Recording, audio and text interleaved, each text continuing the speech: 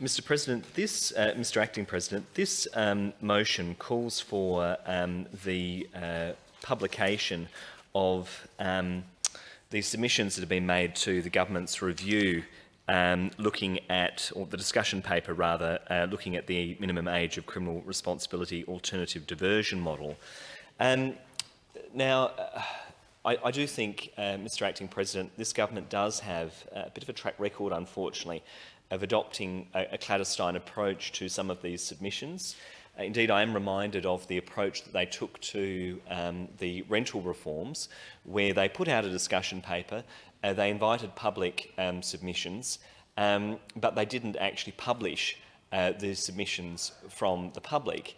And it was the Greens that drew attention to that and said, well, hang on, if the public are putting in a submission, then they have a right to actually know that it's been received and to see it published on a public website. But also, as members of Parliament, we have a right to access that information so that it can inform our own deliberations when we're dealing with bills. Now, in that instance, the government did change course and they decided to make that information available, redacting information if it was of a personal nature or if indeed the person making the submission requested that it be kept in confidence. And that's what we're asking the government to do in this instance. I'm not suggesting that they compromise people's privacy, but if individuals have no objection with their submission being made public, then it should be made public, published on the website and made available to those who have an interest. As we know, there is an ongoing debate about the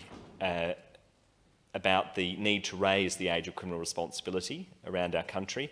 The current age is just 10 years old, which is far too young.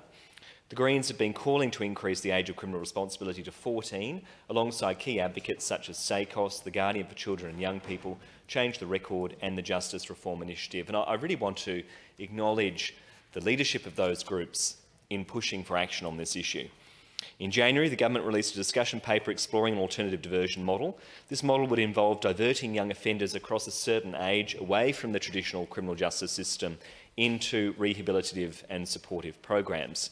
The consultation period closed on the 24th of March, and as of now, it's still unclear what the next steps will be. And, you know, people want to know that their submissions aren't just disappearing into the ether, that they have been received, and that members of Parliament, as legislators, will have an opportunity to hear their views. To be able to stop jailing children, we need to look at what we can do instead, and we know that the brains of young people are still developing. Research shows that 14 years of age is the age at which the adolescent brain is at a more cognitive stage, and an age when young people are more able to understand the consequences of their actions. We know that early exposure to the criminal justice system causes harm to young people, and that impact on well-being can continue well into adulthood. We also know that over 50% of incarcerated children are from Aboriginal or Torres Strait Islander backgrounds, further adding to the disadvantage that they already face in their communities. The Australian National University has provided alternative options for restorative and therapeutic care to support the reform. Whatever alternative model is created will underpin the success of raising the age of criminal responsibility. It is crucial that the submissions to this discussion paper be made publicly available. SACOS's submission outlines some of their concerns with the government's proposed model. They provide some key principles to inform alternative frameworks and request that it be non-punitive, trauma-informed, therapeutic, culturally led and non-discriminatory.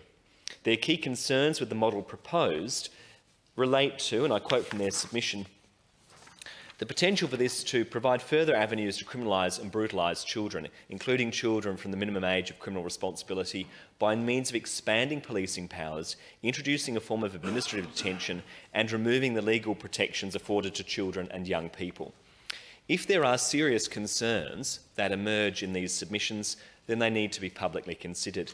The public also have a right to understand if there are indeed any benefits in the proposed model.